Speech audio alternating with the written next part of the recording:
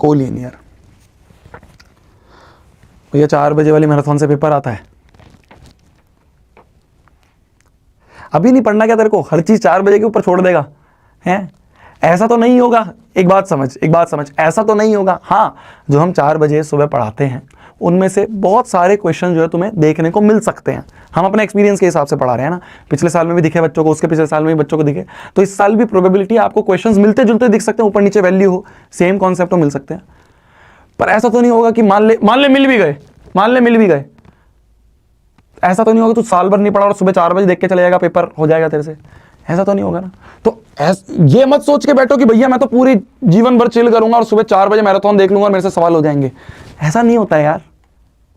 बच्चे पागल हैं क्या? 14 दिन मैराथन में पढ़ रहे हैं, 5-5 घंटे 6-6 घंटे पढ़ रहे हैं। वो 4 बजे एक फाइनल टचअप होता है, एक फाइनल वो टचअप होता है कि भाई सारी चीजें हमने पढ़ी हैं पर एक बार वापस से रिवीजन करके चले जाओ, वो होता है 4 बजे। समझ आया मेरी बात को? तो ये पागलपंती में मत रहो। ये लैंग्वेज पेपर नहीं है मैथ्स, ध्यान से सुनना, लैंग्वेज पेपर नहीं है ये मैथ्स। ये लैंग्वेज पेपर नहीं है कि भाई इंग्लिश के 4 सवाल बताए वो आ गए, या मैथ्स के वो साइंस के 4 सवाल बताए वो आ गए। लैंग्वेज पेपर कोई है, ये सॉल्व करने वाला पेपर है। तो ऐसा कोई होगा कि तू भाई भैया मैंने तो भैया ना 17 दिन बहुत मजे करे, और भैया मैं तो सुबह 17 तारीख की सुबह 4 बजे वाली मैराथन का वेट कर रहा था कि उसमें से सवाल आ जाएंगे। मान ले आ भी गए, तूने आज तक कुछ नहीं पढ़ा, वो 4 बजे तू एकदम देख के सब चीज कर देगा सॉल्व? ऐसा नहीं होता ना, लॉजिकल बात समझो, लॉजिकल। वो 4 बजे वाली मैराथन उन्हीं बच्चों के लिए इफेक्टिव होगी जो पिछले 15-14 दिन से पढ़ रहे हैं, पर पिछले 17 दिन से पढ़ रहे हैं।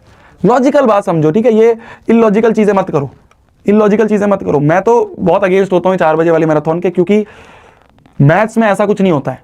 हाँ, साइंस में मैं मानूंगा, एसएसटी में मानूंगा कि भाई वो same to same questions, theory है ना, थ्योरी तो दिख जाती है।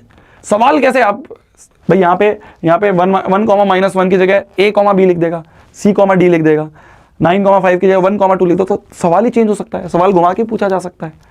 कॉन्सेप्ट सारे दिखेंगे, समझ रहा है? तो इसलिए फालतू की चीजों पे मत जाया करो।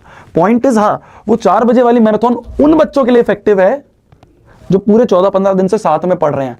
तो उन्होंने 14-15 दिन साथ में पूरी मेहनत करी है, 17 दिन मेहनत करी है, और सुबह 4 बजे मैंने उनको हर चीज का एक बार क्विक रिवीजन करवा दिया कि देखिए पढ़ाया था, याद है ये पढ़ाया था। तो तूने जो इतना सारा पढ़ा उनमें से मोस्ट इंपॉर्टेंट ये सारी चीजें एक बार जल्दी से रिकैप कर ले, 1 घंटे 1.5 घंटे में सारी चीज रिकैप कर लेंगे, और उस हिसाब से फिर आप पेपर दोगे।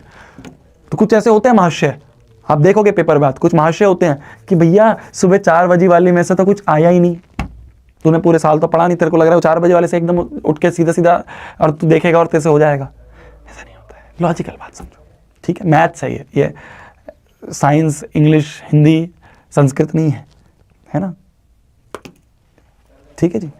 तो जितने बच्चे साथ में लगे हुए हैं, ये सारी चीजें जो हैं, इन सारी चीजों का 17 दिन का एक समअप मैं सुबह 4 बजे करवाऊंगा कि देखिए पढ़ाया था, याद है ये पढ़ा था, ये थ्योरम पढ़ी थी, देख इस थ्योरम का ये प्रूफ था।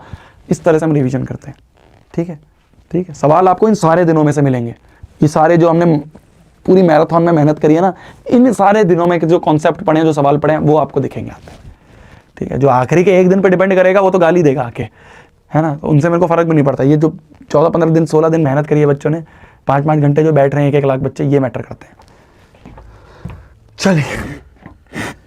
चलिए जी, आ जाते हैं अपन